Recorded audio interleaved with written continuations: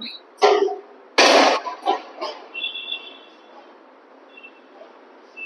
जी, नमस्कार मित्रों, आप सभी का ऑनलाइन प्लेटफॉर्म पर हार्दिक स्वागत। आज फिर मित्रों मैं आपके सामने हाजिर हुआ हूँ एमसीक्यू क्वेश्चन लेकर के। आप सबको मैंने बताया था कि अपने हिंदी में वर्ण विचार का जो टॉपिक है उसमें पार्ट फर्स्ट पार्ट टू स्वर और व्यंजन दोनों आने के बाद में हम एमसीक्यू प्लस पीवाईक्यू लेके आएंगे, जिससे हमारा पूरा टॉपिक है वो 360 डिग्री एंगल पर पूरा क्लियर हो जाता है। आज का सेशन मित्रों बहुत ही महत्वपूर्ण होने वाला है, बहुत इंपॉर्टेंट होने वाला है, विशेषकर उन विद्यार्थियों के लिए जिनके चाहे किसी भी परीक्षा भर्ती की तैयारी कर रहा हो, पुलिस सब इंस्पेक्टर, रीट, द्वितीय श्रेणी अध्यापक, चतुर्थ श्रेणी कर्मचारी, पटवारी। आज की क्लास में जो अंत तक बना रहेगा उसके मित्रों 2 क्वेश्चन परीक्षा में सही होने वाला है। तो उम्मीद करता हूँ कि आप सब साथ में बने रहेंगे, और जिन्होंने अगली क्लासें नहीं देखी है मैं उन सबको मित्रों पुनः निवेदन करना चाहूँगा कि एक बार जाकर के आप वो सब क्लास देखिए दोनों। इसके बाद में जो ये सेशन है वो अटेंड करोगे तो बहुत अच्छा आपको समझ में आएगा। उम्मीद करता हूँ आप सब अंत तक जुड़े रहोगे। तो चलिए मित्रों, साथ में आज हम ये थंबनेल देख लिया होगा आपने पहले से। तो हिंदी व्याकरण के मित्रों वर्ण विचार जो टॉपिक मैंने पूरा करवाया है उसका मैं एमसीक्यू लेकर के आपके सामने आया हुआ, ठीक है, देखिएगा।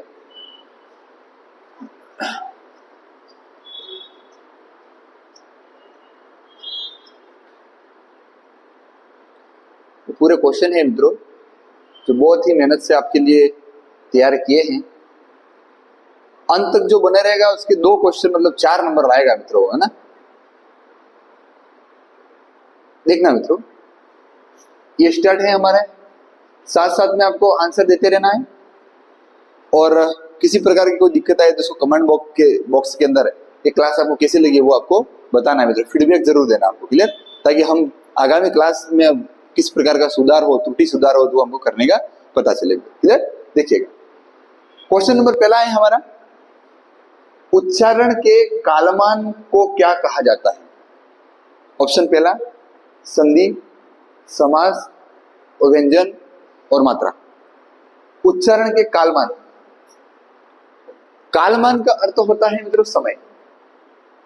उच्चारण में लगने वाले समय के आधार पर हमारे जो वर्ण हैं उनको किस में बांटते हैं, मतलब स्वर हैं उनको किस में बांटते हैं अपन, तो किस में बांटते हैं मित्रों, उच्चारण के कालमान को क्या कहा जाता था, क्या कहा जाता है मित्रों, मात्रा। मतलब इसके मात्रा के आधार पर ही इनके जो बोलने में लगने वाले समय के आधार पर यह लघु होंगे और क्या होंगे मित्रों, दीर्घ होंगे, क्लियर। देखिएगा, ये प्रश्न आप सबको समझ में आ गया होगा कि उच्चारण के कालमान को क्या कहा जाता है, क्या कहा जाता है मित्रों, मात्रा कहते हैं, क्लियर। आगे बढ़े मित्रों, आगे बात करें हम यहाँ पे तो अपना नया आगे क्वेश्चन,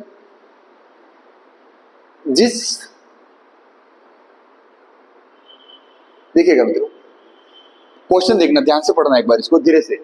जिस स्वर के उच्चारण में 2 मात्राएं लगती हैं, जिस स्वर के उच्चारण में कितनी मात्राएं लगती है, 2 मात्राएं लगती है, उसे क्या कहते हैं, मूल स्वर नहीं, संयुक्त स्वर नहीं कहेंगे, लघु स्वर भी नहीं कहेंगे, 2 मात्रा है, इसको क्या कहेंगे मित्रों, गुरु स्वर। उसमें मैंने आपको बताया इसको क्या कहेंगे, इसको अपन गुरु स्वर, द्विमात्रिक, मात्रिक और क्या कहेंगे मित्रों, इसको दीर्घ। ये सब हमारे किसके नाम है, जिस स्वर के उच्चारण में 2 मात्राएं लगती है उसे क्या कहते हैं, एकाएक, क्लियर। आगे बढ़े,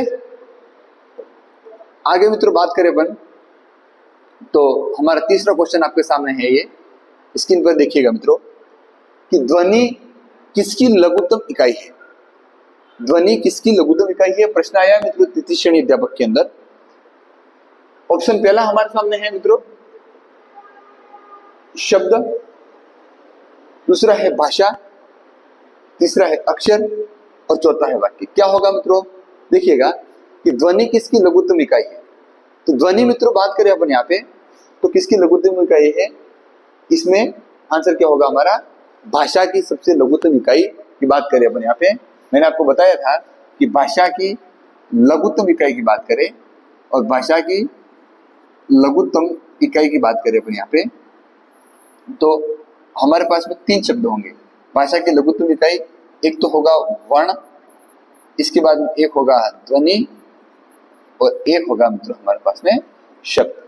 देखिएगा, तो ध्वनि किसकी लघुत्तम इकाई है? तो ध्वनि मित्रों किसकी लघुत्तम इकाई होगी? हमारी भाषा की इकाई। क्लियर? तो यहाँ पर देखिएगा वर्ण, ध्वनि और शब्द, ये तीनों किसकी इकाई होती है? भाषा की इकाई। आपको मैंने पहले क्लास में बता दिया था। क्लियर? आगे देखें, आगे बात करें अपन यहाँ पे, तो नेक्स्ट क्वेश्चन की ओर चल रहे हैं मित्रों। भाषा की सार्थक लघुत्तम इकाई कौन सी है? अभी अभी मित्रों मैंने आपको बताया था कि बात करें अपन यहाँ पे कि भाषा की सार्थक इकाई कौन कौन सी होगी। भाषा की सार्थक इकाई की बात कर रहा है मित्रों, लघुत्तम इकाई पूछ रहा है, तो भाषा की सार्थक लघुत्तम इकाई की बात करें तो भाषा की लिखित सबसे छोटी इकाई कौन सी होगी मित्रों? भाषा की लिखित सबसे छोटी इकाई कौन सी होगी? तो लिखित सबसे छोटी इकाई कौन सी होगी मित्रों? वर्ण होगी। इसके बाद बात करें अपन तो भाषा की ये हमारा आंसर नहीं होगा, ये भी नहीं होगा, और भाषा की सार्थक सबसे छोटी इकाई कौन सी होगी? तो कौन सी होगी मित्रों? आंसर क्या होगा? शब्द होगा। कैसे होगा देखना, मैं बात करूं तो मेरे पास में 3 वर्ण हैं, एक मैंने यहाँ पर लिख दिया क, उदाहरण से समझा रहा हूं, फिर मैंने यहाँ पर लिख दिया म और फिर मैंने यहाँ पर लिख दिया ला। देखिएगा ये वर्ण है, इन सबको मैं जोड़ने के बाद में मैंने क्या बना दिया, क्या बनाया यहाँ पे? कमल। देखिएगा कमल बनाया, कमल अपने आप में क्या बन गया? एक क्या बन गया मित्रों? शब्द। और इसको बोलते ही एक अर्थ स्पष्ट होता है, मतलब ये क्या होगी? सार्थक इकाई।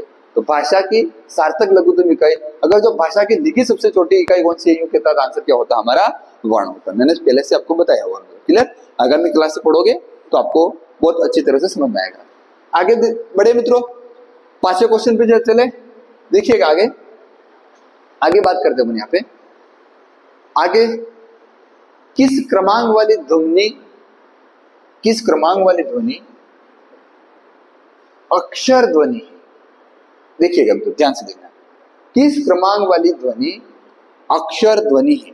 देखिएगा अक्षर का अर्थ होता है, अक्षर का अर्थ होता है जिसका जिसका श्रेय न हो, श्रेय नहीं हो। देखिएगा यानी जो अनाशवान हो। कैसा हो? अनाशवान, बहुत इंपॉर्टेंट है। यानी कि कैसा हो मित्रों? वो अविनाशी, मतलब जिसका कोई विनाश नहीं किया जा सकता। देखिएगा यहां पर देखो किस क्रमांक वाली ध्वनि अक्षर ध्वनि है, यूं पूछा है, पीछे है पूछा है या नहीं है यूं पूछा, वो ध्यान रखना मित्रों। बहुत सारे बच्चे हमारे आता हुआ गलत करके आ जाते हैं, पीछे नहीं पढ़ते, है या नहीं पढ़ते, 4 से 5 क्वेश्चन ऐसे रहते हैं और वो गलत करके आ जाते हो। घर पे आके देखते तब पता चलता है मित्रों। ये क्या है? इसका मैं नाश कर सकता हूं। कैसे कर सकता हूं मैं इसको? मैं ऐसे, इसको बात करूं मैं तो मैं इसको ऐसे लिख सकता हूं मित्रों। देखिएगा इसको मैं ऐसे लिख सकता हूं, इसको मैं ऐसे लिख सकता हूं। बात करें अपन यहाँ पे तो ये जो ये है, ये इसको मैं तोड़ नहीं सकता हूं मित्रों, तोड़ नहीं सकता हूं, मतलब इसका क्या नहीं कर सकता हूं मैं? श्रेय नहीं कर सकता हूं। तो आंसर क्या होगा हमारा? ए होगा। बात आप समझ चुके होंगे कैसे आपको जब प्रश्न आएगा उत्तर कैसे निकलना है। देखिएगा आगे बढ़ू, हमारे पास में बहुत सारे क्वेश्चन है मित्रों, उनको ज्यादा समझ नहीं देना है प्रश्न को, आप समझ लोगे बात। अब देखिएगा बहुत इंपॉर्टेंट क्वेश्चन आ रहा है आपके सामने। वर्ण किसे कहते हैं? अब सब आंसर देंगे मेरे साथ में। वर्ण किसे कहते हैं? परिभाषा पूछा मित्रों। किसी भाषा के लघुत्तम व्यंजनों को कहते हैं, किसी भाषा के लघुत्तम स्वरों को कहते हैं, किसी भाषा के लघुत्तम स्वरों को क्या कहा जाता है, किसी भाषा के लघुत्तम सार्थक इकाइयों को कहा जाता है, सार्थक ध्वनियों को कहा जाता है, किसी भाषा के अलघुत्तम सार्थक ध्वनियों को कहा जाता है। देखिएगा मित्रों इसके आगे अलग गया, कोई अंतर नहीं है दोनों उत्तर में। किसी भाषा के लघुत्तम व्यंजनों को नहीं कहेंगे, क्योंकि वर्ण तो स्वर और व्यंजन दोनों होते हैं। ये किसी भाषा के लघुत्तम स्वरों को भी नहीं कहेंगे। आगे देखिएगा मित्रों, किसी भाषा के अलघुत्तम सार्थक ध्वनियों को नहीं कहा। किसी भाषा के लघुत्तम सार्थक ध्वनियों को क्या कहा जाता है? वर्ण कहते हैं। क्या कहते हैं? किसी भाषा की लघुत्तम सार्थक ध्वनियों को क्या कहते हैं? वर्ण। क्लियर मित्रों? ये भी परीक्षा में आया हुआ क्वेश्चन है। आगे बढ़ते हैं, देखिएगा आगे बात करें अपन यहाँ पे क्वेश्चन नंबर 7 हमारे सामने। वर्ण कितने प्रकार के होते हैं? हमारे हिंदी की बात कर रहे हैं मित्रों। हिंदी में हमारे पास में वर्ण कौन कौन से होते हैं? बात करूं मैं यहाँ पे हिंदी की में वर्णों की बात करूं तो वर्ण कौन कौन से होते हैं? एक तो हमारे पास में कौन से होते हैं? स्वर। इसके बाद में एक क्या होते हैं? वर्ण कितने प्रकार के होते हैं? इसके बाद में क्या होते हैं मित्रों हमारे यहाँ पे? व्यंजन। क्लियर? तो हमारा आंसर क्या होगा? 2। वर्ण कितने प्रकार के होते हैं? वर्ण कितने प्रकार के होते हैं मित्रों? 2 प्रकार के होते हैं, स्वर और क्या हो गए हमारे? व्यंजन। क्लियर? आगे और आगे बढ़े मित्रों, देखिएगा साथ साथ में आंसर देते जाना आपको भी और कमेंट बॉक्स के अंदर लिखते जाना है। देखिएगा मित्रों, लिखना उसको अच्छा समझ में आएगा, वो विद्यार्थी इन सब का आंसर दे पाएगा जिसने अपनी दोनों पार्ट फर्स्ट और पार्ट सेकंड क्लास को पूरा अटेंड किया है मित्रों। क्लियर? देखिएगा ये पूरी क्लास यूट्यूब पे रहेगी। आप नहीं अभी भी तक भी नहीं देखा हो तो उनको देख करके फिर आप उनको देख सकते हैं मित्रों। क्लियर? देखिएगा, संयुक्त को छोड़कर हिंदी में मूल वर्णों की संख्या कितनी है? ये पूछा, मतलब किसको छोड़ने की बात कर रहा है ये? संयुक्तों को छोड़कर। हमारे पास में संयुक्त कितने हैं मित्रों? संयुक्त व्यंजन कितने हैं हमारे पास में? 4 है। कितने हैं? 4। क्लियर? कौन कौन से हैं? तो कौन कौन से हैं? ये हमारे क्या है? संयुक्त व्यंजन। क्लियर? देखिएगा, इनको छोड़ करके मैंने बताया था कि इनको छोड़ करके हमारे 44 तो होते हैं, इनको जोड़ दिया जाए तो कितने होते हैं? स्वर और व्यंजन। बात करें अपन यहाँ पे मूल वर्ण हमारे कितने होते हैं? मूल वर्ण स्वर और व्यंजन दोनों मिला करके 44 होते हैं। इनको मिला दिया जाए तो कितने हो गए? ये 48।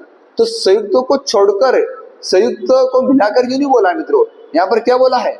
संयुक्तों को जोड़कर यूं नहीं बोला, छोड़कर यूं बोला। देखना, ये ध्यान से देखना इसको कि संयुक्तों को छोड़कर हिंदी में मूल वर्णों की संख्या कितनी होती है? तो इनको छोड़कर कितनी होती है मित्रों? 44 होती है। अगर इनको जोड़कर बोले तो आंसर क्या होगा हमको? या यहाँ पर अगर बात करें कि जोड़कर कितनी होती है पूछता है, तो जोड़कर बात करें तो कितना होता है? 48। क्लियर मित्रों? यहाँ पर बोला जोड़कर। आगे बढ़े, आगे देखिएगा, आगे बात करते हैं अपन वर्णमाला। देखिएगा, वर्णमाला में मात्रा का अर्थ है। ध्यान से देखना मित्रों, वर्ण की मात्राएं नहीं होगा आंसर, ध्वनि का परिणाम ये भी आंसर नहीं होगा, वर्णों का क्रम ये भी नहीं होगा। वर्णमाला में मात्रा का अर्थ क्या होता है? वर्ण के उच्चारण में लगने वाला समय को ही अपन क्या कहते हैं?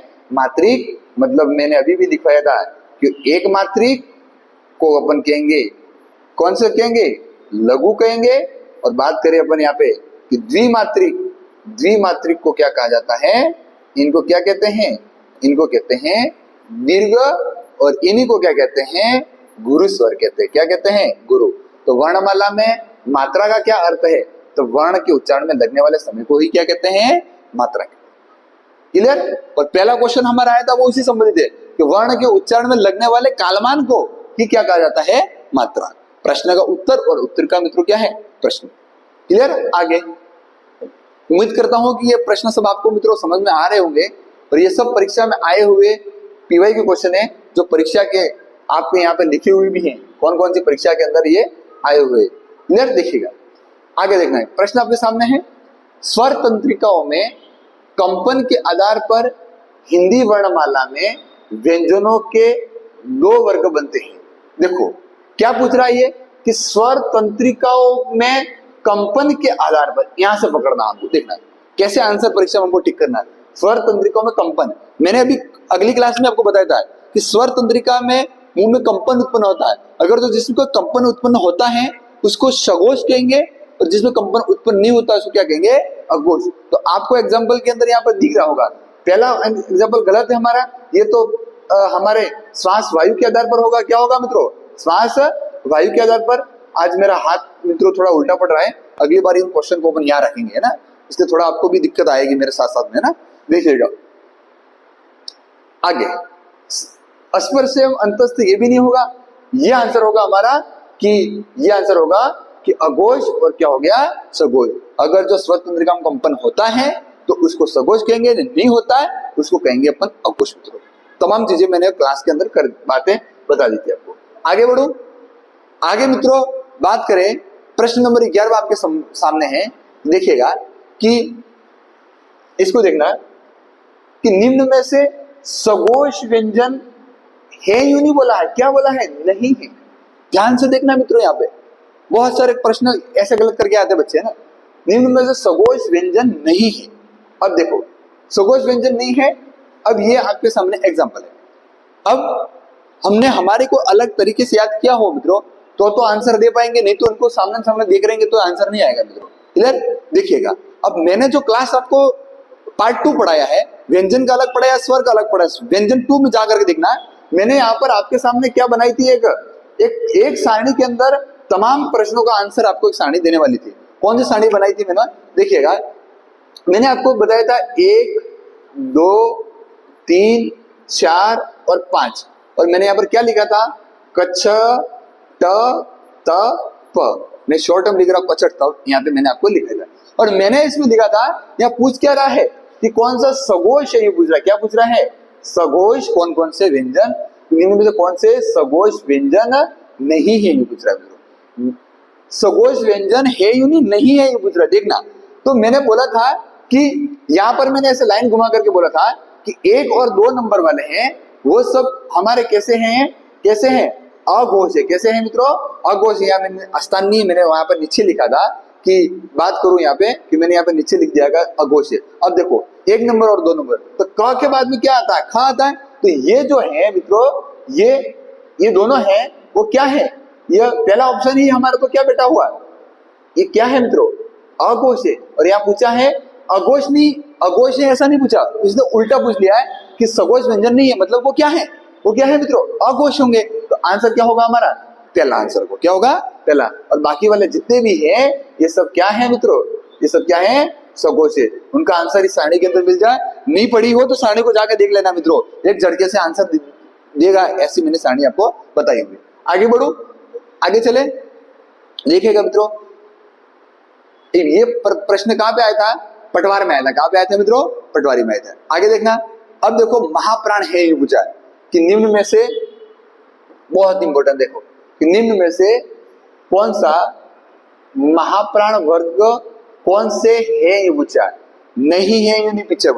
देखिएगा मतलब नहीं है ऐसा हमको नहीं बोला। देखो सर आंसर कैसे देंगे? उसी सारणी को देंगे। अब आज मैं सारणी लेके नहीं आया हूं। क्यों नहीं लेके आया? क्योंकि आपने वो क्लास है वो ढंग से देखी नहीं है, और क्लास देखने का काम आपका है मित्रों। क्लियर? देखिएगा, अब मैं वापिस बात कर रहा हूं इसी कचट तप के अंदर, कचट त प, ये पहला हमारा एक मंत्र था, ये 1 नंबर की लाइन है।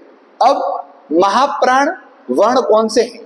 देखो मैंने आपको बोला था कि पहले वाली लाइन क्या थी? अल्प प्राण। दूसरी वाली लाइन कौन सी थी? महाप्राण। और तीसरी लाइन कौन सी थी? अल्प, फिर महा, और फिर क्या है? अल्प। देखिएगा, अब आप सबको पता है कि पहले लाइन पे कौन बैठा हुआ है? क के बाद में खड़ा आएगा, फिर ग आएगा, फिर ऐसे ऐसे मित्रों यहाँ पर आते जाएगा, फिर यहाँ पर ग आएगा, ऐसा मित्रों यहाँ पर क्रमशः हमारे अंक व्यंजन आते जाएंगे।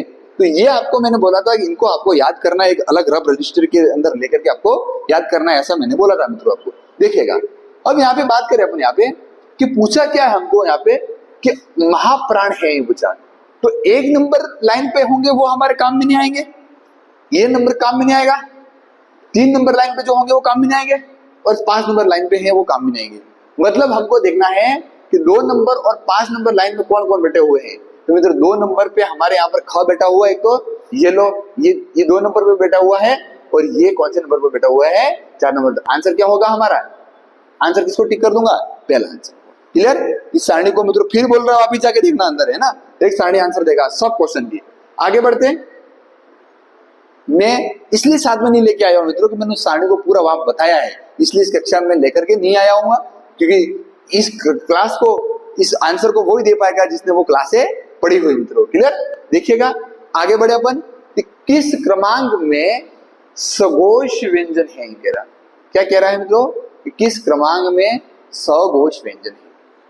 वापिस उसी सारणी के ऊपर क, च, ट, त और प, 1 नंबर, 2 नंबर, 3 नंबर, 4 और 5। मैंने बोला था आपको कि सघोष पहले वाले दोनों हैं, अभी भी आंसर दिया है, वो क्या होंगे मित्रों? अघोष होंगे। क्लियर? पीछे वाले तीनों परीक्षा में आंसर कैसे देना वो देखना है मित्रों। एक बार परीक्षा में हमको आंसर ऐसा आगे कैसे देना है, डायरेक्ट प्रश्न देख करके टूट नहीं पड़ना उसके ऊपर, आंसर तो अपने आप निकलेगा अगर जो आपके पास में फंडा हो। बिना फंडे से एग्जाम में जाओगे फेल होगे, सीधे वापस आएंगे अपन। क्लियर? देखिएगा यहाँ पे कि यहाँ पे बात करूं मैं, या तो पूछे घोष या पूछे सघोष, घबराने की कोई जरूरत नहीं है, क्योंकि ये दोनों हैं घोष और सघोष, दोनों का को क्या कहेंगे? सघोष ही होगा। घोष बोलो या सघोष बोलो बात एक ही। मतलब मेरा आंसर मैं कैसे निकालूंगा कि 1 नंबर और 2 नंबर में जितने होंगे वो सब मेरा उत्तर नहीं होगा। तो आप भी देखना 1 नंबर और 2 नंबर क्या है? सब अघोष है। तो 1 नंबर कचड़ तप और उनके बाजू वाला जो है वो मेरा उत्तर नहीं होगा, उनको पहले ढूंढूंगा। यहाँ पे देखो, यहाँ पर क ख ये मेरा उत्तर नहीं होगा, इसके बाद में त थ ये पहला पहला नहीं होगा, फ और प और फ ये पहला पहला 1-2 नंबर है, उत्तर नहीं होगा। ऑटोमेटिक आंसर आ गया। कैसे आंसर आया? देखो ये हमारा आंसर आ गया। ये क्या है? ये सब कैसे हैं? सघोष है, और बाकी वाले क्या है? अघोष। क्या है मित्रों? अघोष। आंसर कैसे निकालना परीक्षा वो मैं आपको बता रहा हूं। ठीक है? आगे आगे बात करूं मित्रों, आगे बढ़ू। देखिएगा इधर देखना, किस क्रम में विवृत स्वर है? देखिएगा बहुत इंपॉर्टेंट क्वेश्चन है, रीट का क्वेश्चन आया मित्रों, है ना। ये प्रश्न रीट भी आया और 2 बार आ चुका है। ये यही क्वेश्चन मित्रों 2018 के अंदर भी आ चुका है ना, जो रीट हुई थी उसके अंदर भी आ चुका। देखिएगा अब देखना, आंसर वो विद्यार्थी एक झटके से देगा जिसने क्लास में देखी है मित्रों। वापस बात कर रहा हूं, 5 बार बोल चुका है एक ही बात को मैं, कि जिसने क्लास दोनों देखी है वो इसका आंसर फट से देगा मित्रों। क्लियर? क्योंकि मैंने उसमें ऐसे तरीके बताए। देखिएगा, और वही तरीका का शॉर्ट रूप में आपको यहाँ पे बताऊंगा कि किस क्रम में विवृत स्वर है।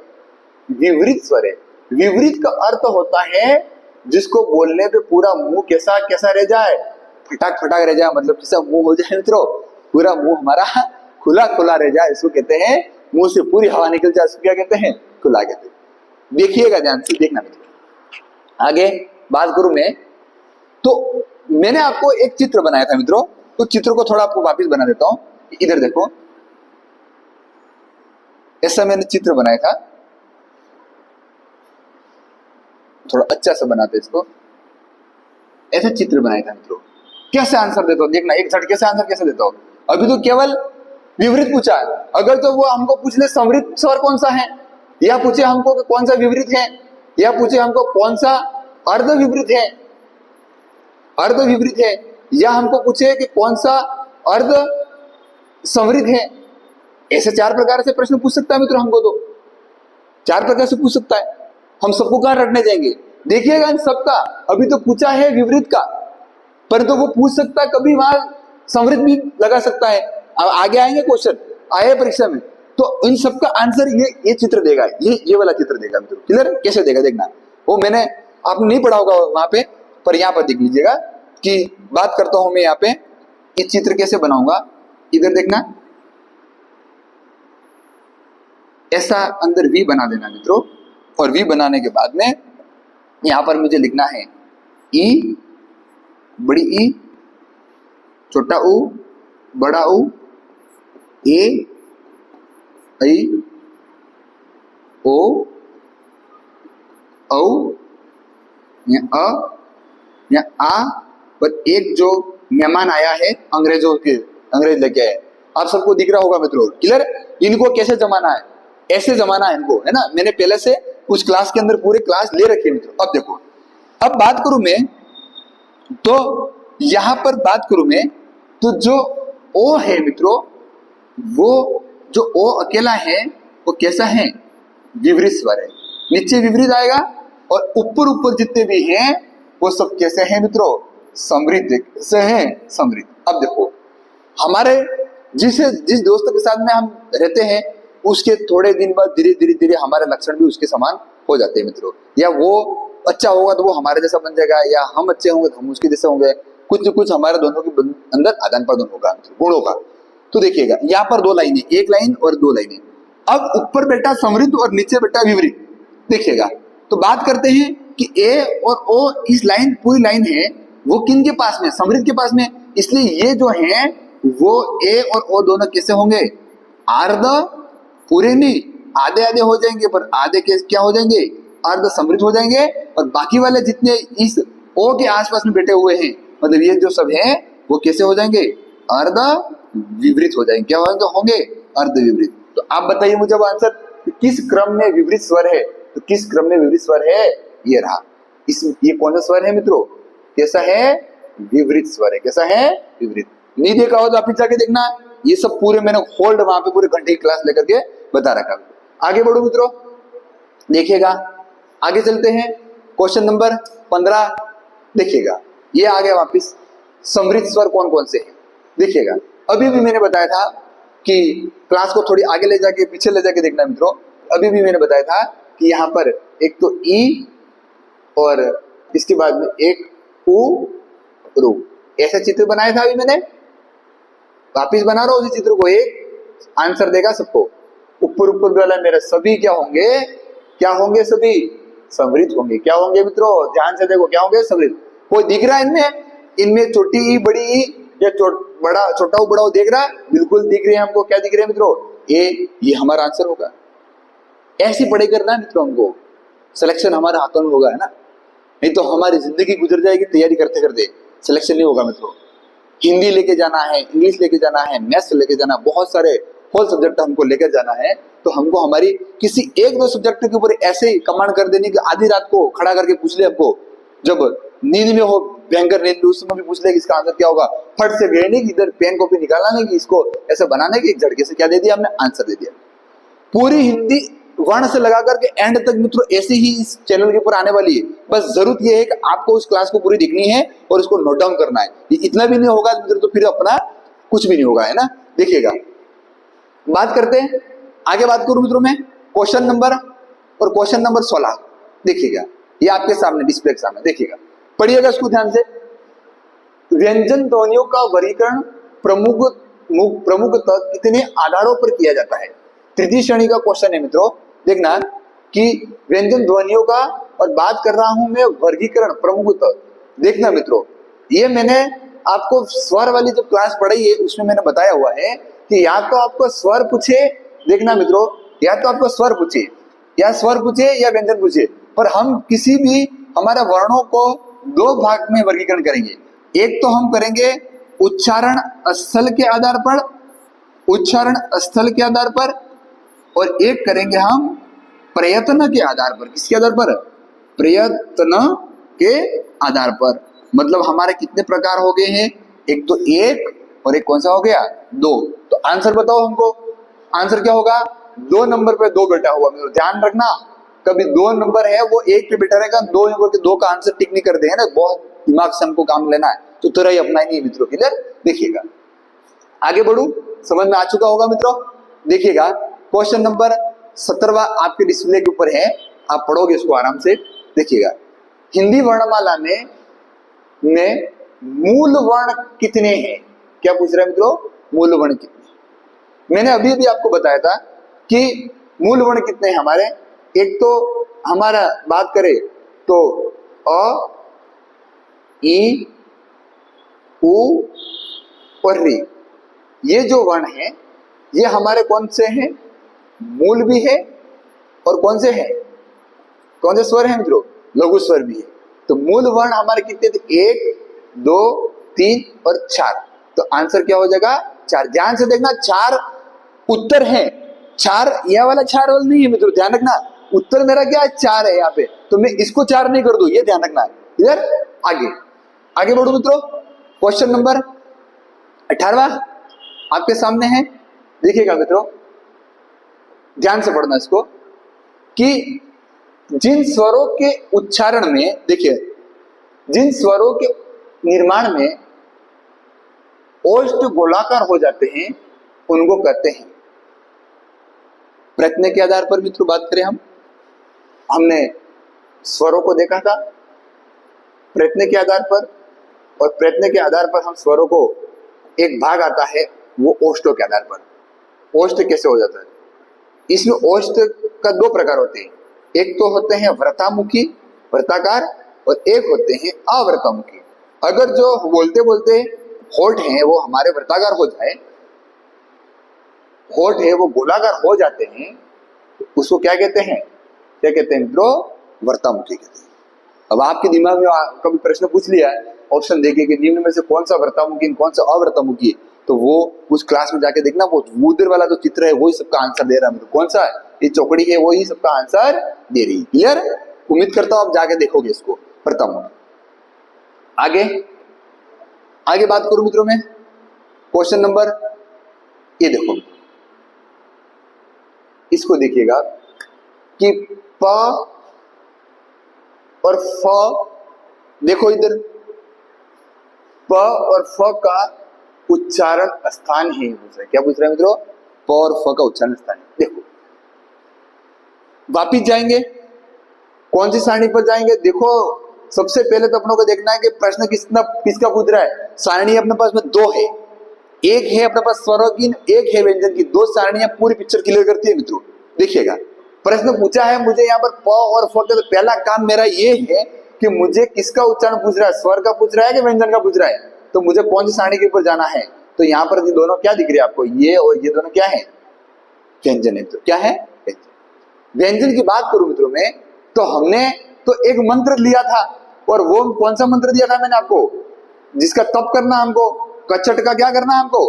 तप करना। ये लो कचट तप। देखिएगा अब मैंने क से लिखा था कंठ, च से लिखा था मैंने तालव्य, ट से मैंने लिखा था यहाँ पर मूर्धन्य, और त से लिखा था मैंने दंत, और प से मैंने लिखा था ओष्ठ। क्या लिखा था मैंने? ओष्ठ। देखिएगा तो यहाँ पर प और फ, तो प के बाद में यहाँ पर फ आएगा, तो ये दोनों क्या होगा? ये आंसर नहीं होगा। आंसर क्या होगा हमारा? ओष्ठ होगा। सारणी आपको आंसर एक झटके से दे रही है। क्लियर? गलत होने का कोई विकल्प नहीं है यहाँ पे, है ना। आगे बात करेंगे मित्रों, तो आगे क्वेश्चन की बात करूं मैं, तो हमारे पास में 20वां क्वेश्चन डिस्प्ले के ऊपर है। देखिएगा कि निम्नलिखित ध्वनियों में बताइए कि कौन सा ओष्ठ नहीं है, कौन सा ओष्ठ नहीं है, ये पूछ रहा है मित्रों। ध्यान से देखना, पानी पीने दो मेरे को एक बार।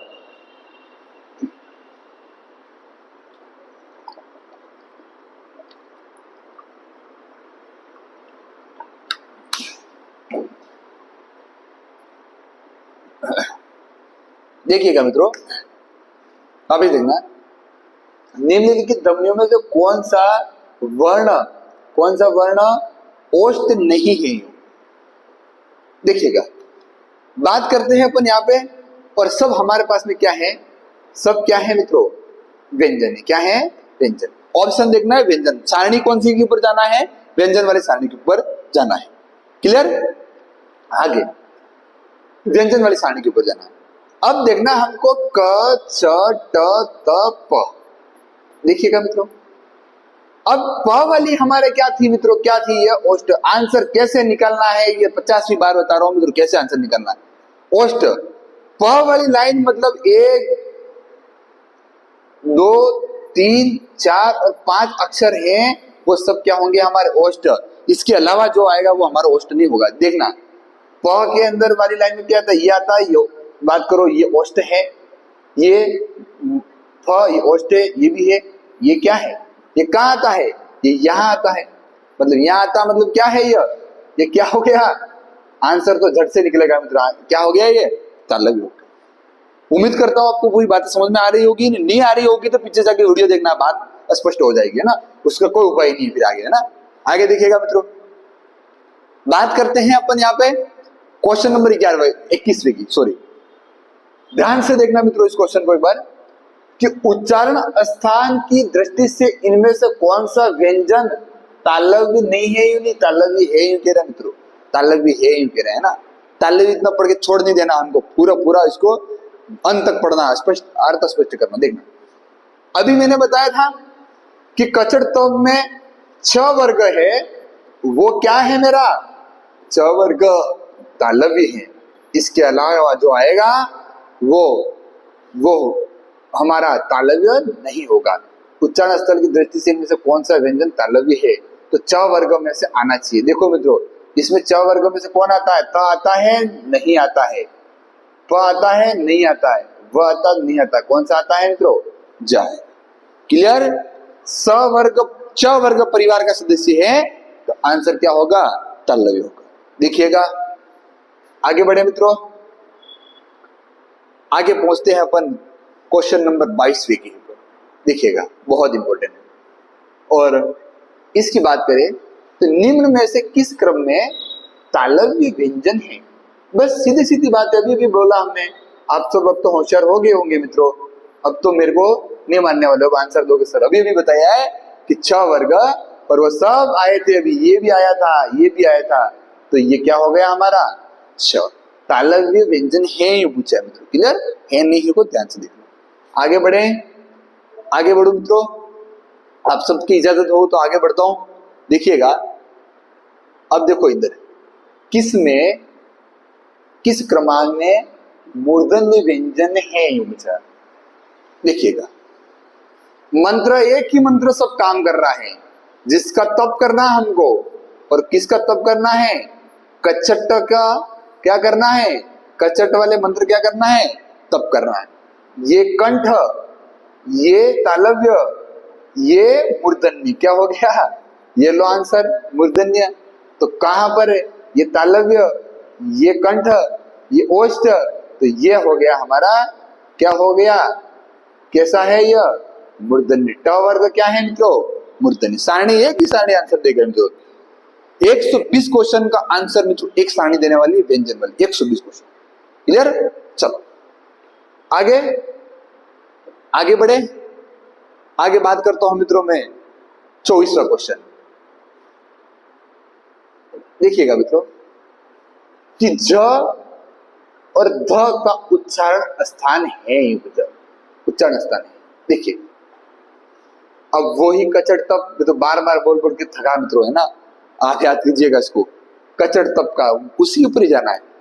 एक सारणी आंसर देखिए हमको, ज और ध।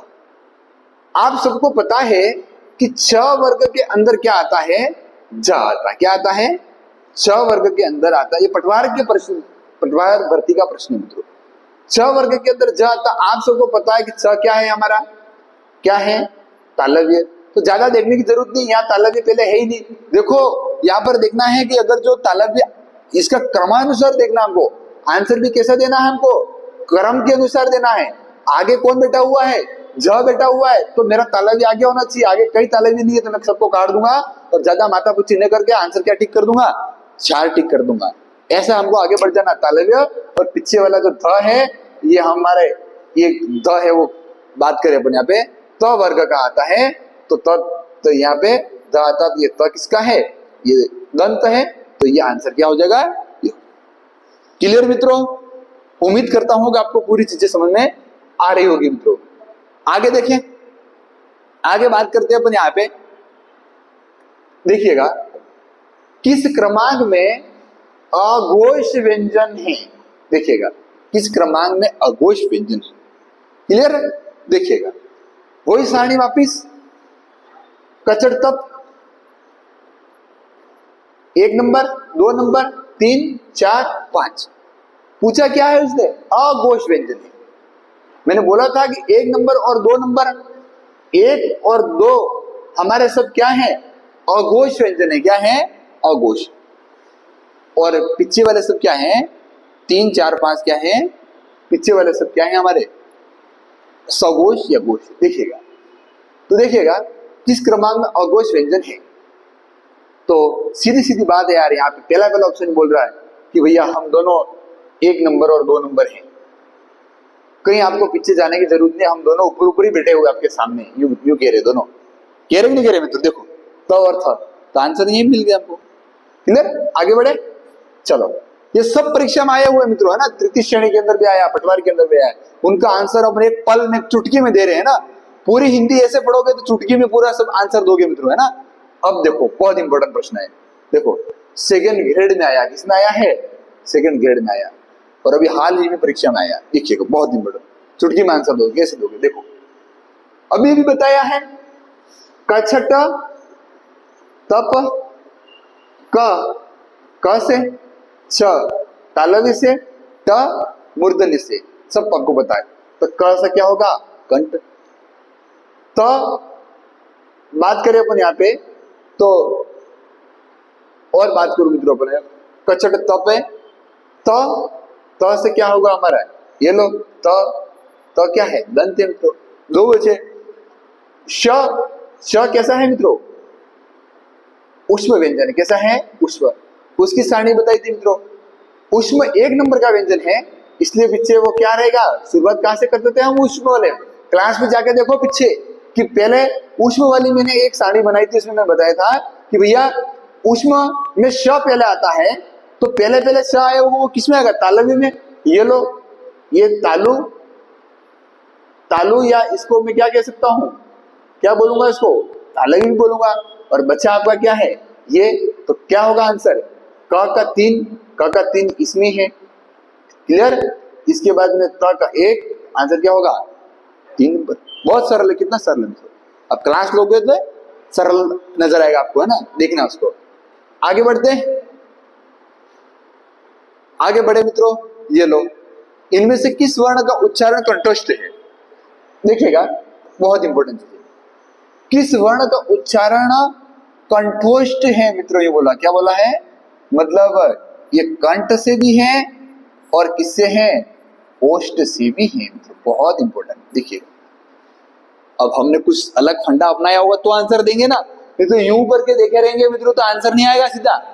देखिएगा इसको कैसे आंसर निकालते हैं। अब देखना, वो बच्चे तो तुरंत आंसर निकाल लेंगे जिन्होंने अगली बारी क्लास देखी है ना, वो सब मिस कर जाएंगे जिन्होंने क्लास नहीं देखी। देखिएगा, यू गया कोने में पेपर में, ऐसा प्रश्न हमको दिख गया। ये प्रश्न वरिष्ठ अध्यापक में आया मित्रों। देखिएगा, धीरे से कोने में गए, मतलब पेपर के कोने में गए अपन, है ना? पेपर के कोने में जाकर के मित्रों ऐसे करके हमने बनाया। इसको बनाने पर एक झटके से आंसर आएगा। देखो, हमने एक ही चित्र है, वो कहीं 50 से 60 क्वेश्चन का आंसर दे रहा है। एक चित्र अभी भी पहले हमने बनाया था। देखना यहाँ पर कि ई, बड़ी ई, उ, यहां पर क्या लिखेंगे? ए, आई, ओ और औ, सब बनाने सीख जाना मित्रों। और यहाँ अ और यहाँ पर ओ। अब देखिएगा, मैंने आपको बोला था कि भैया हमको ऊपर बात करें तो यहाँ पर हमको लिख देना है। इसको जब आंसर देना है, इसको लिख दूंगा मैं, बॉक्स मार दूंगा, इसको मारूंगा एक तो बॉक्स। देखिएगा मित्रों, बात करूं, मेरे पास में 5 प्रकार के उच्चारण स्थल है, क्योंकि इसने पूछा क्या है? उच्चारण स्थल। तो मेरे पास में 5 ही प्रकार है उच्चारण स्थल के। देखिएगा, तो मैं यहाँ पर अ है मेरे, वो क्या है? यहाँ पर मैं बात करूं तो यहाँ पर मैंने लिख दिया नीचे क्या लिख दिया? कंठ लिख दिया। क्या लिख दिया? कंठ। यहां पर मैंने लिख दिया मित्रों तालव्य। क्या लिख दिया मैंने? तालव्य। और यहां पर मैंने लिख दिया ओष्ठ। देखिएगा, मतलब ये दोनों तालव्य, ये दोनों क्या है? सॉरी, ये दोनों ओष्ठ और ये दोनों क्या है? तालव्य। समझना कैसे आंसर निकालना है। और ये कंठ है, कंठ केवल हमारा क्या है? अ क्या है? कंठ। अब सुनना, अब देखिएगा मित्रों कि इस तालव्य वाली लाइन और कंठ के बीच में कौन कौन बैठे हुए हैं? ए और ओ। तो ये जो है दोनों, वो क्या हो जाएंगे? कंठ तालव्य। कैसे हो गए मित्रों? कंठ तालव्य। क्लियर? आगे ये दोनों कौन सी लाइन में बैठे हुए हैं? ओष्ठ और कंठ के ऊपर। तो ये दोनों हमारे कैसे हो गए? कंठोष्ठ हो गए। कैसे हो गए? कंठोष्ठ। तो 2-3 बार इस चित्र को बनाएंगे मित्रों तो परीक्षा में चित्र बनाने की जरूरत भी नहीं पड़ेगी, दिमाग में आ जाएगा। अच्छा, उस लाइन में वो दोनों बैठे हुए, एक तरफ ओष्ठ नीचे कंठ है, दोनों की लाइन के बीच में, इन ओष्ठ और कंठों के बीच में कौन आ रहा है? ओ और औ आ रहे। तो यहाँ पे हमको किस वर्ण का उच्चारण स्थान कंठोष्ठ है ये बोला, तो आंसर फट से करूंगा। क्या करूंगा? ओ, और इसके साथ में क्या होगा? औ। क्लियर? इतनी देर लगाने की जरूरत ही नहीं है मेरे को। क्लियर? आगे देखो, क्लास ले ली हो कर तो हमको बिल्कुल भी जरूरत नहीं पड़ेगी मित्रों, नहीं तो हम पूरी जिंदगी इनको डरते रहेंगे। क्लियर? आगे आगे देखें, क्वेश्चन आपके सामने है मित्रों। आगे देखिएगा कि ई स्वर का उच्चारण स्थल है। अभी भी बताया था मैंने, अभी यहाँ पर क्या लिखा था मैंने, देखिएगा मित्रों कि अभी भी मैंने यहाँ पर क्या लिखा था, ध्यान से देखना। अभी मैंने यहाँ पर लिखा था ई और यहाँ पर ई लिखा था, फिर क्या लिखा था ऊ। चित्र बनाया था कि नहीं बनाया था? यहाँ पर क्या लिखा था? मैंने बोला है कि 2 चित्र सबका आंसर देंगे, सबका काम तमाम कर देंगे। देखिएगा मित्रों, और बात करें अपन यहाँ पे, तो मैंने अभी यहाँ पर लिखा था कि इनको क्या लिखा था मित्रों, यहाँ पे तालव्य लिखा था दोनों के ऊपर। देखिएगा तो यहाँ पर किस क्रमांक में ई स्वर का सही उच्चारण स्थान है गुजरात। कंठ नहीं होगा, कंठ तो अ का होगा, ओष्ठ नहीं होगा।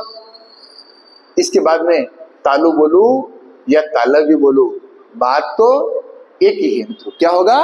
तीसरा आंसर होगा। आगे बढ़ू, देखिएगा मित्रों, आगे चलते अपन, आगे बढ़े। ये लो, ये बहुत इंपॉर्टेंट प्रश्न आया और सेकेंड ग्रेड का क्वेश्चन है। देखिए, देखना मित्रों, कब का मैं आपको बताना चाह रहा हूं। देखो ध्यान से देखना, अशुद्ध है यूं कह रहा, शुद्धि है यूं नहीं कह रहा मित्रों, अशुद्धि है यूं पूछ रहा। ध्यान से देखना, प्रत्येक वर्ग का पहला, तीसरा और 5वां वर्ण अल्प प्राण है। कैसे आंसर दोगे? सारणी में। और कौन सी सारणी है? पूछा क्या है हमको? व्यंजन पूछा है, तो व्यंजन पूछा तो व्यंजन वाली सारणी लाऊंगा। और व्यंजन वाली सारणी की बोला नहीं तो दिमाग में कौन सा मंत्र याद होना चाहिए? एक ब्रह्मास्त्र से पूरा काम हो रहा है अपना, है ना। चलो नंबर 1, कोई हवाबाजी नहीं की थी मित्रों, है ना। उस चीज को बनाने में बहुत मेहनत की है, उस सारणी को बनाने में, और वो सारणी एक झटके से आंसर देगा। कैसे देगी? कचड़ तप, तो कचड़ तप में यहाँ पे 1 नंबर, 2 नंबर, 3 नंबर, 4 नंबर और 5 नंबर मैंने ऐसा बनाया था। उस सारणी के अंदर कोई अलग तो नहीं बनाई थी, ऐसे बनाया था। देख लेना मित्रों ध्यान से। पूछ क्या रहा है? 1, 3 और 5 अल्प प्राण है। बिल्कुल, मैंने बोला था अल्प, महा, अल्प, महा और अल्प, मतलब बात अपने आप में परीक्षा वाला क्या कह रहा है? सही कह रहा है। क्या कह रहा है मित्रों? सही। पहली लाइन क्या है? अशुद्धि है क्या? नहीं, टिक मार दिया, मतलब क्या है? शुद्धि। दूसरा, प्रत्येक वर्ग का पहला तथा चौथा वर्ण ऊष्म वर्ण महाप्राण है। चलो ठीक है। आगे, अल्प प्राण की अपेक्षा महाप्राण वर्णों में प्राणवायु का अधिक प्रयोग होता है मित्रों। ये भी बताया था मैंने कि प्राण का अर्थ होता है, क्या अर्थ होता है? वायु। और महा का अर्थ होता है अधिक, और अल्प का अर्थ होता है, क्या अर्थ होता है? कम। तो स्पष्ट सी बात है यार कि अल्प प्राण की अपेक्षा महाप्राण में तो प्राणवायु का अधिक उपयोग होगा, वास्तव में अधिक उपयोग होगा। तो ये भी बात क्या अपने आप में सही बात है। आगे कि क्ष, त्र और ज्ञ, ये तीनों हैं, इनकी गणना है वो स्वतंत्र वर्णों में नहीं की जाती है। बिल्कुल बात सही है। इनको तो कौन से वर्ण कहा है हमने? अभी अभी मैंने बताया। आगे कौन से वर्ण है? संयुक्त या कौन से है मित्रों? कौन से है? विकसित है। तो ये भी बात क्या होगी? निम्न में से श, त्र, ज्ञ की गणना स्वतंत्र वर्णों में नहीं की जाती है। बात सही है। ये तो किसमें आए हैं दोनों? ये संयुक्त वर्णों में। ये बात भी सही है। तो ये सही, ये सही, ये सही, मतलब अशुद्ध क्या होगा हमारा? नंबर कौन सा होगा? दूसरे वाला क्या होगा मित्रों? अशुद्ध होगा। बात मेरी समझ में आ चुकी होगी। आगे बढ़ू, अगर जो आपकी इजाजत हो तो आगे बढ़ता हूं मित्रों। देखिएगा आगे, आगे देखें, क्वेश्चन नंबर आगे का हमारा है मित्रों। ध्यान से पढ़ेंगे इसको हम सब और एक झटके से आंसर देंगे इसको। देखो इधर देखो मित्रों, सबकी नजर बोर्ड पे रखो। निम्न में से गलत विकल्प कौन सा है? ये विचार, मतलब गलत विकल्प कौन सा है? मतलब 3 क्या होने चाहिए इसमें? सही होने चाहिए। 1 क्या होना चाहिए? गलत होना चाहिए। गलत विकल्प 1 होना चाहिए। देखिए, ऋ का प्रयोग स्वर के रूप में हिंदी में नहीं होता है। बिल्कुल, ये हमारी संधि पड़ेगी यण संधि, और यण संधि में इस ऋ का प्रयोग नहीं होगा। किसमें होगा इसका प्रयोग? संस्कृत में होगा। बात तो सही है इसकी। आगे बात करें अपन, तो अनुस्वार की तरह, अनुस्वार की विसर्ग न तो स्वर है या न क्या है? व्यंजन है, ये बात भी अपने आप में सही है। न तो स्वर है न व्यंजन है, मतलब विसर्ग क्या है? विसर्ग को तो जोड़ते ही नहीं बेचारे को हम, मतलब क्या है यह? इसका तो योग ही नहीं करते। क्या है? अयोगवा है मित्रों। क्या है? कमेंट बॉक्स के अंदर डालो ये क्या है? अयोगवा है। क्या है? अयोगवा। देखिएगा मित्रों आगे कि ह्रस्व स्वर की उत्पत्ति दूसरे स्वरों से नहीं होती है। ह्रस्व स्वर की उत्पत्ति, ह्रस्व का अर्थ होता है मित्रों लघु, और दूसरे स्वर कौन से होंगे? दीर्घ। तो भैया अगर जो आप लघु स्वर की उत्पत्ति दूसरों से कराओगे तो फिर दीर्घ से किससे करोगे? ये जो ह्रस्व है वही तो हमारे क्या है? वही क्या है? हमारे मूल है। तो मूल की उत्पत्ति तो दूसरे से कहाँ होगी? ये खुद तो मूल है, इसलिए ह्रस्व स्वर की उत्पत्ति दूसरे स्वर से नहीं होती। ये बात भी इसकी क्या है? सही है। क्या है? सही। अब अनुस्वार की तरह विसर्ग भी स्वर के पहले आता है। ये लो अनुस्वार। सर हमको पता ही नहीं कैसे दिखते हैं अनुस्वार। ऐसे दिखते हैं। कभी अनुस्वार को ऐसे, ये स्वर है मित्रों। क्या है? ये स्वर। इस स्वर के पीछे लगे देखिए आपने क्या? कभी दुनिया में कहीं नहीं देखे होंगे पूरी हिंदी में। पहले किसी भी देश में चले जाओ हिंदी के अंदर, इसको हमेशा अपन कहाँ देखते हैं? पीछे देखते हैं। कहाँ देखते हैं? पीछे। तो भैया तुम कहाँ पीछे लगा रहे? इसको हटाओ इसको। ये क्या है? हमारा गलत उत्तर है। गलत विकल्प कौन सा है? ये उत्तर तो सही है परंतु विकल्प क्या है मित्रों? गलत है। बात को ध्यान से, प्रश्नों को देखना है और फिर उसका संतोषप्रद आंसर देना ताकि उत्तर भी मित्रों सही जाए। क्लियर? आगे देखिएगा। आगे बात करें अपन यहाँ पे। अब आगे क्वेश्चन में जाते हैं मित्रों। देखिएगा ध्यान से पढ़ेंगे आप सब प्रश्न मेरे साथ साथ में। इनमें स्वरों से संबंधित कौन सा कथन सही नहीं है? या नहीं, ये नहीं में भी हमारे एक दो प्रश्न गलत हो जाते हैं मित्रों। इसलिए बहुत ध्यान से देखेंगे अपन, है ना, क्योंकि हमको नौकरी लेनी है, हमको सरकारी नौकरी लेनी है। इस कारण से हमको ध्यान से देखना है मित्रों। वहां पे नजर हटी कि दुर्घटना घटी मित्रों, 2 नंबर चले जाएंगे। देखना, एक ही स्थान से उच्चारित होने वाले स्वर या सवर्ण क्लास, सवर्ण कहलाते। देखिएगा मित्रों, एक ही स्थान से उच्चारित होने वाले स्वर सवर्ण स्वर कहलाते। पेन चेंज कर देता मित्रों। देखिएगा, एक ही स्थान से, ध्यान से देखना, एक ही स्थान से उच्चारित होने वाले स्वर सवर्ण कहलाते। बिल्कुल एक स्थान से जो उत्पन्न होते हैं, मतलब बात करें अपन ऑन आन, ये जब उनकी एक ही स्थान से एक खान से उत्पन्न होती है इसलिए इनको सवर्ण कहते हैं। अ और उ दोनों परस्पर सवर्ण है। बिल्कुल ये दोनों सवर्ण है, ये भी बात क्या है? सही है। ओ और औ ये दोनों सवर्ण स्वर है नहीं। इनको तो अभी हमने स्पेशल नोट में देखा था। हमारे स्पेशल नोट ने कहा था कि भैया ये तो दोनों संयुक्त है या कैसे हैं? मिश्रित। मतलब इनकी परिभाषा क्या होती है? दो असमान वर्णों से बने हुए हैं। किससे बने हुए हैं? दो असमान वर्णों से मिलकर बने हुए हैं।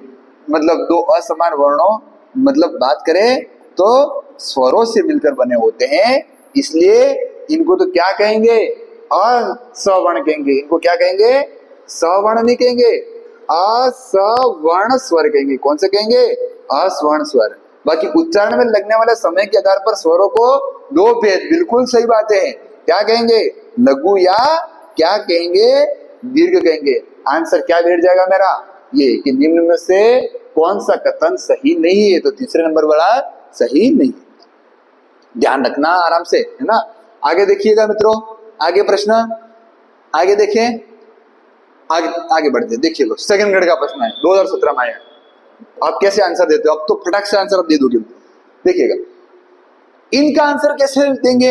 वो सारणियां देगी मित्रों। इनका आंसर कोई अलग से देने के लिए नहीं आएगा। दोनों सारणियां, एक स्वर की सारणी अलग बनाई है, एक व्यंजन के लिए बनाई। जिसने पढ़ लिया वो इसका आंसर देके निकल जाएगा मित्रों, 4 नंबर लेके चला जाएगा। देखिएगा, बात करता हूं मित्रों कि कंठ ध्वनि है और निम्न में से कौन सा कथन गलत है? सही है इन्हें पूछ रहा है मित्रों। बहुत सारे बच्चे क्या करते हैं, कौन सा कथन है यूं करके इसको पहला अच्छा कंठ ध्वनि टिक करके घर पे आके देखते हैं कि यार इसमें तो पूछा है कि इसमें कौन सा गलत है। यूं तो पहला ध्यान से हमको देखना है। देखिएगा, अकंठ ध्वनि है। बिल्कुल अभी अभी हमने देखा था यहाँ अ था और अ को नीचे हमने क्या लिखा था? कंठ। बात सही है आपकी। ये लो आंसर सही, ये रहा आंसर सही वाला को यहाँ टिक करूंगा मित्रों मैं। अभी इसको उत्तर सही नहीं मान रहा हूं मैं, है ना। आगे टिक करूंगा, पीछे तो खाली सही है गलत है वो देख रहा हूं। बात करें कि स्वर अघोष ध्वनियां हैं, अरे अरे मैंने भी बताया है अघोष का अर्थ क्या होता है कि अघोष का अर्थ होता है कि जिसमें स्वर तंत्रिका कापे नहीं मतलब क्या नहीं हो, कंपन नहीं हो। और हमारी स्वर तंत्रिका तो जितने भी स्वर बोलते हैं उन सब में कापती है मतलब मैंने तो स्पेशल नोट में लिखवाया, जाके देख लीजिएगा आप वापिस उस क्लास के अंदर। सभी स्वर होते हैं वो घोष या कैसे होते हैं, स्वघोष। और कौन सी परीक्षा में पूछ लिया गया मित्रों, सेकेंड ग्रेड में, देखिएगा। तो हमारे आंसर कौन सा गलत है, तो आंसर तो यही गलत हो गया, ऊ ओष्ट है बिल्कुल। अभी अभी हमने देखा था यहाँ पर छोटा ऊ बड़ा ऊ किया था और इन दोनों को हमने क्या बना दिया था, ओष्ट। आंसर दे रही नहीं दे रही सारणी, वो भी तो पता पड़े, बिल्कुल सही है। क स्पर्श व्यंजन है, बिल्कुल। हमारे तो कितने हैं, 25 स्पर्श व्यंजन है। कितने हैं, क अकेला क्या, 25 स्पर्श व्यंजन है। कितने हैं, 25। तो आंसर क्या होगा मेरा, सभी स्वर हैं वो अघोष ध्वनियां नहीं है, सभी स्वर हैं वो कैसी हैं, सघोष ध्वनियां। कैसी हैं, सघोष ध्वनियां। क्लियर मित्रों, आगे बढ़े, आगे देखते अपन। आगे देखिएगा, ये लो बहुत इंपॉर्टेंट, चलो ये अभी कल ही पढ़ाया। पटवार मुख्य परीक्षा आई तो प्री मेंस होती थी, तो मुख्य परीक्षा का प्रश्न तो कैसा प्रश्न होगा देखिएगा मित्रों। एक चुटकी से आंसर देगा जो इसने क्लास पढ़ी होगी, देखिएगा। और इसके साथ में 10 चीजें और बता देगा बच्चा। प्रकंपित ध्वनि है जिसको बोलने पर जीभ के अंदर इतनी कंपन उत्पन्न हो जाए जिसको कहते हैं प्रकंपित। देखिएगा, वह नहीं होगा, यह आंसर नहीं होगा, ल भी नहीं होगा, कौन सा होगा, र। ये एक तरह की कैसी है मित्रों, प्रकंपित भी है, परंतु साथ साथ में यह कैसा है, लुंठित व्यंजन भी है। कैसा है, लुंठित पूछे या प्रकंपित पूछे, आंसर हमारा क्या होगा, क्या आंसर होगा मित्रों, आंसर क्या होगा, 2 नंबर का र। क्लियर, पटवार की मुख्य परीक्षा के अंदर आया। आगे बढ़ जाते हैं, आगे देखिए मित्रों, आगे बात करें अपन यहाँ पे, और ये भी हमारा बहुत इंपॉर्टेंट है। देखिएगा कि निम्न में से युग्म सही नहीं है।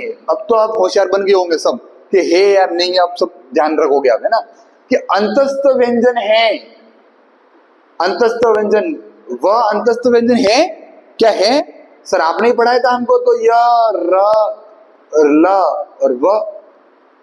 या इसको बात करूं मैं तो देखिएगा कि आपने ही बताया था सर हमको, तो य, र, ल और व। तो य और व ये सब क्या है मित्रों, अंतस्थ व्यंजन है, मतलब ये तो गलत नहीं हो सकता, ये क्या है, सही। आगे देखिए मित्रों, संयुक्त व्यंजन कौन सा है, बिल्कुल ये श। इसके बाद में बात करें अपन यहाँ पे कि एक हमारे ज, इसके बाद में ये सब हमारे क्या है, अभी भी हमने देखा था, ये सब क्या है, संयुक्त व्यंजन। ये भी गलत नहीं हो सकता, ये भी सही है। ऊष्म व्यंजन, ऊष्म व्यंजन की बात करें तो ये भी श, स और क्या हो गया, हाँ आपने बताया था सर ऊष्म व्यंजन है ये, तो ये भी गलत नहीं हो सकता है। तो आंसर क्या होगा, ये लो, ये री तो हमारा कैसा स्वर है, मूल भी है और कैसा है मित्रों, लघु स्वर भी है। तो आंसर क्या होगा, दीर्घ स्वर। क्या होगा मित्रों, कि ये जो है वो दीर्घ नहीं होगा, कैसा होगा मित्रों, ये लघु होगा, छोटा होगा। कौन सा है, क्लियर। चलो आगे बढ़े, आगे बात करते हैं अपन यहाँ पे। देखिएगा मित्रों, बहुत आपको अच्छा लगा होगा, देखिएगा आगे देखते हैं। प्रश्न ध्यान से पढ़ेंगे पहले आप। इनमें स्वरों से संबंधित कौन सा कथन सही नहीं है, कौन सा कथन सही नहीं। देखो मित्रों, ये परीक्षा में आए हुए संस्कृत शिक्षा 2019 में प्रश्न आया, सही नहीं है नहीं है, ऐसे प्रश्न पूछ रहा है। मतलब आपकी तैयारी भी ऐसी होनी चाहिए ना मित्रों। देखिएगा एग्जाम क्रैक करने के लिए कि एक ही स्थान, चलो ये तो प्रश्न हमने देख लिया मित्रों, देख लिया। आगे बढ़ जाते हैं, डबल आ गया, चलो इसको भी देख लिया है। अरे कैसे हो गया, सभी स्वर होते हैं, सभी स्वर कैसे होते हैं मित्रों, घोष या सघोष होते हैं। द्वितीय श्रेणी में आया है। क्लियर? चलो आगे देखते हैं, आगे बढ़े। व्याख्या सही दिखा है, ये लो बहुत इंपॉर्टेंट है। देखिएगा कि उच्चारण प्रकृति और प्रयत्न के अनुसार हिंदी में ड और ड़ इन व्यंजनों का सही संज्ञा किस क्रमांक में? यह मित्रों 2 भर्ती परीक्षा में आया हुआ है। मैंने आपको बताया था कि ये नीचे नुक्ता लगा हुआ है और इसके बाद में ये लगा हुआ ऐसा है। इन दोनों को हमने जीभ को उठा के पटक देते हैं, इसलिए इनको मैंने बोला था ताड़न जात। इनकी जात कैसी है? ताड़न जात। और ये उठा के फेंकते हैं, इसलिए जीभ को फेंकते हैं, इसलिए इनका शाब्दिक अर्थ भी क्या होता है? फेंका हुआ। तो फेंका हुआ इनमें किसका शाब्दिक अर्थ? अनुनासिक का नहीं। लुंठित या प्रकंपित कौन सा है? अभी भी पढ़ा हमने, र। कौन सा है मित्रों? र। ल जिसके पार्श्व से हमारी हवा जाती है, तो ल कैसा है? पार्श्विक है। ये भी नहीं होगा, ये भी नहीं होगा, अनुनासिक भी नहीं होगा। तो हमारा आंसर क्या होगा? उक्षिप्त। ये जो ड और ड जो है वो कैसे है? उक्षिप्त है। इन्हीं को अपन क्या कहते हैं? उक्षिप्त को ही ताड़न जात। और इसी उक्षिप्त का शाब्दिक अर्थ क्या होता है? फेंका हुआ। ये बातें तमाम मैंने दोनों क्लासों में कर चुका हूं मित्रों, नहीं देखा हो तो देख लेना एक बार जाकर के, बहुत इंपॉर्टेंट वाली इंपॉर्टेंट है क्लास, दोनों काम आएगी आपकी, है ना। आगे देखिएगा, आगे बात करें अपन यहाँ पे, देखिएगा अब बात करते ये कि आप सबको इसका आंसर तो झट से दोगे अब कि श, स, स और ह ये कौन से व्यंजन हैं? आप सबको पता है मित्रों कि यह कैसे है? प्रकंपी है? नहीं। स्पर्शी है? नहीं। संघर्षी है? देखिएगा मित्रों, वापस देखना, देखिएगा ये बात करें तो ये जो है वो कैसे है मित्रों? ऊष्म व्यंजन। कैसा है? ऊष्म व्यंजन। यह संघर्ष भी करते हैं और साथ साथ में क्या करते करते आ रहे हैं? स्पर्श भी करते करते आ रहे हैं। इसलिए बात करें ये दोनों हैं, तो इसलिए दोनों एक जगह पे कहां पे दिया हुआ हमने? चौथा ऑप्शन में। कहां पे हमारे? चौथा ऑप्शन। तो इसको हम टिक कर लेंगे। क्लियर? चलो आगे बढ़े, हम आगे बात करें। देखिएगा और आगे बात करूं मैं, ये लो, ये बहुत इंपॉर्टेंट प्रश्न आया हमारा, तृतीय श्रेणी का आया हुआ है। देखिएगा कि निम्न में से कौन सी बात गलत है? कैसा प्रश्न पूछा, देखना कौन सी बात गलत है। देखो अब ये प्रश्न कैसे पूछा मित्रों? देखिएगा इस प्रश्न को आंसर उस व्यंजन वाली सारणी के बिना अपन नहीं दे सकते हैं। कितनी चीजें याद रखोगे आप?